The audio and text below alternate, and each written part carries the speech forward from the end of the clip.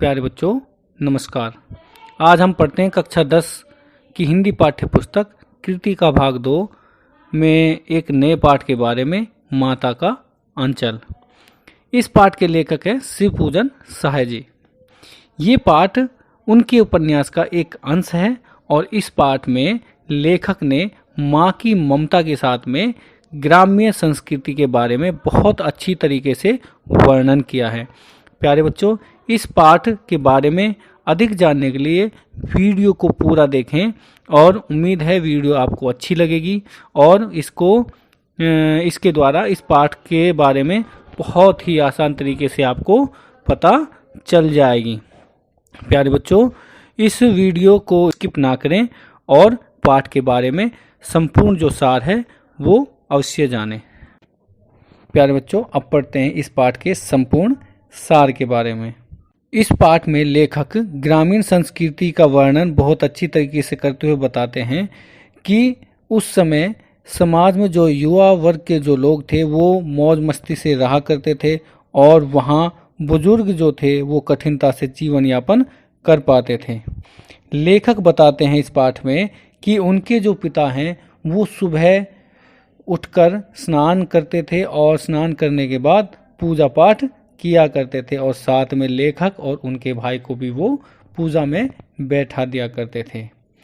आगे बताते हैं लेखक कि जब उनके पिता पूजा पाठ करके फ्री हो जाते थे तो उसके पूजा पाठ के बाद में उनको उनके पिता तिलक लगाया करते थे, भभूत लगाया करते थे और प्रसाद देकर उन्हें रामायण पाठ के समय अपने पास बैठाया करते थे। लेखक बताते हैं कि उनके पिता उन्हें भोलानाथ कहकर पुकारा करते थे। लेखक कहते हैं कि उनके पिता जब पूजा पाठ करके, रामायण पाठ करके और पोथी में 1000 बार राम नाम लिखकर फ्री हो जाया करते थे तो उसके बाद वो आटे की छोटी छोटी गोलियां बनाते थे और उनको बनाकर वो गंगा में जाकर मछलियों को खिलाया करते थे।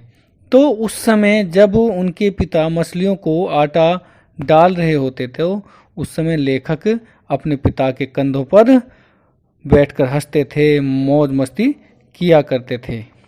और आगे बताते हैं लेखक कि माता के आंचल पाठ में जब वो पिता के साथ होते थे तो वो फुल मस्ती किया करते थे, फुल एंजॉय किया करते थे और कभी अपने पिता के साथ कुश्ती किया करते थे, कभी उनके कंधों पे बैठकर मस्ती किया करते थे और वो दोनों भाई अपने बाबूजी की जो लंबी लंबी मूछें हुआ करती थी उनके साथ भी खेलते थे। और ऐसा नहीं है कि उस समय उनके पिता गुस्सा हुआ करते थे।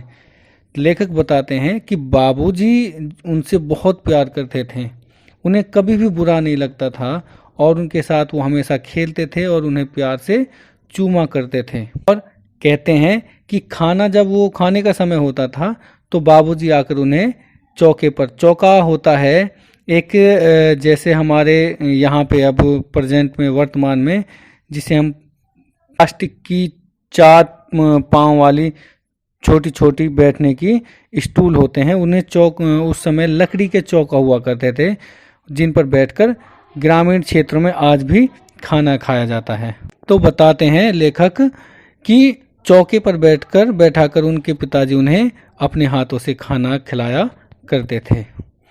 लेखक और उनके भाई के मना करने पर भी उनकी जो माँ होती है वो कहते हैं कि माँ बड़े प्यार से उन्हें खाना, जब वो मना कर देते मुझे खाना नहीं खाना, हमें खाना नहीं खाना, तो उनकी माँ उन्हें खाना खिलाने के लिए क्या करती थी, उनकी माँ उन्हें खाना खिलाने के लिए खाने का तोता, मैना, कबूतर, हंस, मोर आदि बनावटी जो होते थे उस नाम के टुकड़े बना दिया करती थी और दही भात खिलाती थी।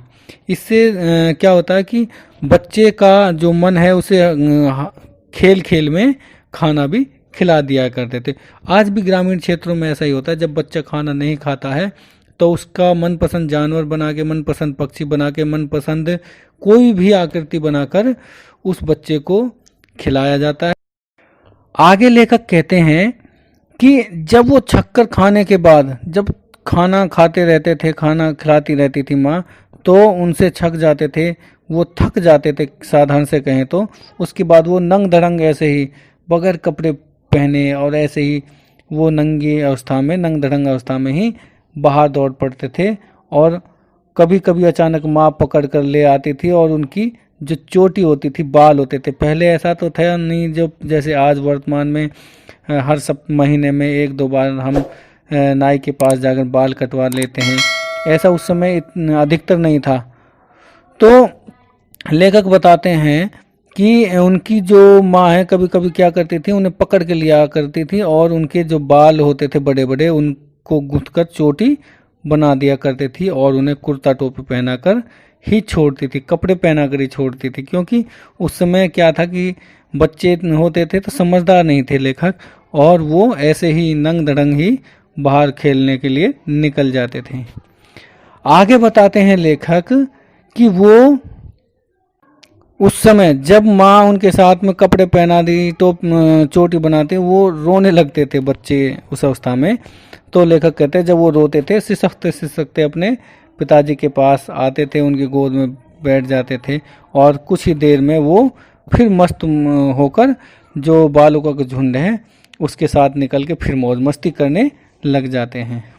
लेखक कहते हैं कि वो चबूतरे पर बैठकर कभी कभी तमाशा नाटक भी किया करते थे। जैसे कि किसी ने, जैसे 4-5 बच्चे 6 बच्चे जो भी होते थे इकट्ठा हो गए, किसी ने मिठाई की दुकान लगा ली, किसी ने पत्ते पर पूरियाँ की दुकान लगा ली, कोई मिट्टी की जलेबियाँ बनाता था, कोई मिट्टी की सब्जी बना के रख लेता था। इस समय वो क्या करते थे, वो एक बाजार टाइप का लगा के अपना खेल खेला करते थे।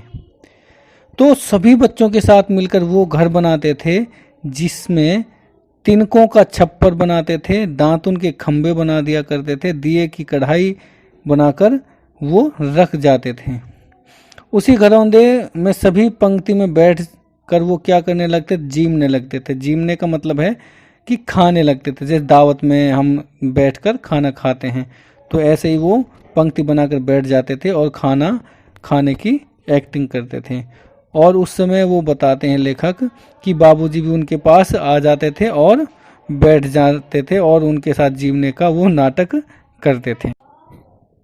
आगे लेखक ग्रामीण जीवन का वर्णन करते हुए कहते हैं कि कभी कभी वो बारात का जुलूस निकालते थे। सभी बच्चे इकट्ठा होकर बारात का गलियों में जुलूस निकालते थे, जिसमें कनस्तर का तंबूरा बजाते थे, आम के पौधों की सहनाइयाँ बजती थीं, टूटी चूहेदानी की पालकी बनती थी और समधी बनकर बकरे पर चढ़ जाते थे।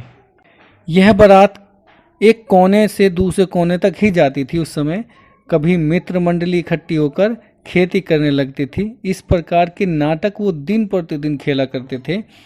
किसी दूल्हे के आगे चलती पालकी देखते ही जोर जोर से चिल्लाने लगते थे। लेखक बताते हैं कि इस प्रकार के नाटक वो दिन प्रतिदिन खेला करते थे। किसी दूल्हे के आगे चलती पालकी देखते ही जोर जोर से चिल्लाने लगते। एक बार बूढ़े वर ने खदेल कर लेखक मंडली को ढेलों से मारा भी था। लेखक बताते हैं एक बार रास्ते में आते हुए मूसन तिवारी को बूढ़ा बेईमान कहकर चिढ़ा दिया उन्होंने। मूसन तिवारी ने उनको खूब खदेड़ा। उसके बाद मूसन तिवारी पाठशाला में पहुंच गए जहां बच्चे पढ़ते थे, और वहां 4 लड़कों में से बेजू तो भाग निकला, लेकिन लेखक और उसके भाई पकड़ा गया। यह सुनकर लेखक के जो बाबूजी थे वो दौड़कर उनके पाठशाला आए। गुरुजी से विनती कर बाबूजी उन्हें घर ले आए। फिर वो बताते हैं कि वो रोना धोना भूलकर अपने मित्र मंडली के साथ हो गए और उसके जो मित्र मकई के खेत में चिड़ियों को पकड़ने लगे। वे खेत से अलग होकर राम जी की चिरई, राम जी का खेत, खा लो चिरई भर भर पेट गीत गाते रहते थे, वो मस्ती किया करते थे। लेखक बताते हैं कुछ ही दूरी पर बाबूजी तथा अन्य जो गांव के जो लोग थे ये जो तमाशा है हमेशा देखा करते थे। इस संपूर्ण पाठ में लेखक बताते हैं कि उस समय जब लोग ग्रामीण जीवन में ज़्यादा रहते थे और समाज एक दूसरे से जुड़ा हुआ था, तो उस समय बच्चे कितनी मस्ती किया करते थे, समाज में कितना खुशनुमा माहौल हुआ करता था। किसी भी तरीके की किसी को कोई परेशानी नहीं हुआ करती थी। सब परिवार, समाज में रहने वाले लोग मिलजुल कर एक दूसरे की समस्याओं को समाधान कर दिया करते थे। आगे बताते हैं लेखक उस समय की बात। एक टीले पर जाकर लेखक और उसके भाई अपने मित्रों के साथ मिलकर चूहों के बिल में पानी डालने लगे। कुछ देर बाद उसमें से गणेश जी के चूहे की रक्षा के लिए शिव का सांप निकला। जैसे शिव का सांप निकला, उससे डरकर वो रोते चिल्लाते वहाँ से भाग चले। बच्चे तो थे ही, तो जैसे ही वो सांप निकला उससे वो डरकर चिल्लाते हुए भाग निकले और चलते गए। गिरते फिसलते कांटों से चलते वो सब खून से लथपथ हो गए। सभी अपने अपने घर में घुस गए डर की वजह से। और उस समय बाबूजी बरामदे में बैठे क्या कर रहे थे, हुक्का पी रहे थे उनके, और वो दोनों अपनी माँ की गोद में जाकर बैठ गए। डर से वो पूरी तरीके से कांप रहे थे। उन्हें डर से कांपते हुए देखकर लेखक की माँ बुरी तरह से वो रोने लगी। उन्हें लगा कि हमारे बच्चों को क्या हो गया, ऐसे कैसे हो गए, खून में लथपथ हैं। यह व्याकुल होकर कारण पूछने लगी। कभी उन्हें अपने आंचल में छिपाती तो कभी प्यार करने लगती। माँ ने तुरंत हल्दी पीसी, लेखक और उसके भाई के घावों पर लगाई। उसका शरीर कांप रहा था। लेखक ने बताया कि उस समय उसका शरीर पूरी तरीके से कांप रहा था, क्योंकि उन्होंने अचानक भाई सांप देखा और सांप के डर से कहीं सांप उन्हें खा ना जाए, हमें कोई नुकसान ना हो जाए, इस तरह की जो उस घटना जो थी वो उनके दिमाग में चल रही थी। और उस घटना से उनका शरीर डर से कांप रहा था। आंखें चाहकर भी उनकी नहीं खुल रही थी। बाबूजी उनके दौड़कर उन्हें गोद में लेने लगे, लेकिन वे अपनी माँ के आंचल में ही छुपे रहे। लेखक बताते हैं कि पिता पूरा प्यार करते हैं अपने बच्चों को, लेकिन बच्चों को सबसे ज़्यादा विश्वास अपने माँ के आंचल में, सबसे ज़्यादा प्रेम अपने माँ के आंचल में ही मिलता है।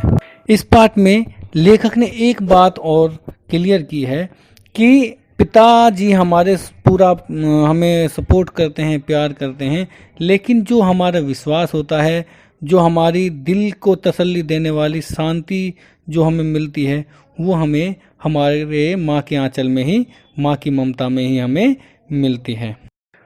प्यारे बच्चों, ऐसी ही नई नई वीडियो देखने के लिए चैनल को सब्सक्राइब करें, बेल आइकन को ज़रूर दबाएं, ताकि आने वाली वीडियो का नोटिफिकेशन आपको जल्दी से जल्दी मिल सके। धन्यवाद।